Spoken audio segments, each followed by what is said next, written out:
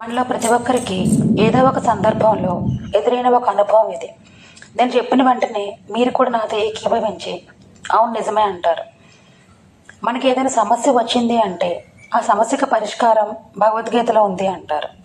ఎవరైనా వాళ్ళకి ఆపద వచ్చింది అంటే ఆ ఆపదను దాటే మార్గం భగవద్గీత ద్వారా తెలుసుకో అంటారు.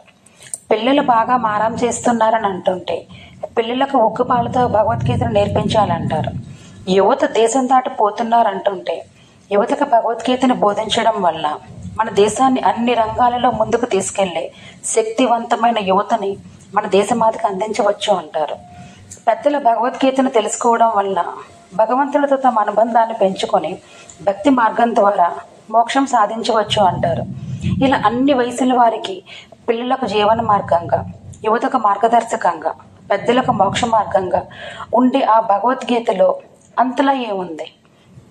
అందరికీ అన్నింటికి సమాధానం దొరికే భగవద్గీత గురించి తెలుసుకోవాలనే ఆసక్తి అందరికీ ఉంటుంది. కానీ సమయాభావం వలన, మార్గం సుగమం కాకపోవడం వలన అందరూ తెలుసుకోలేకపోతున్నారు.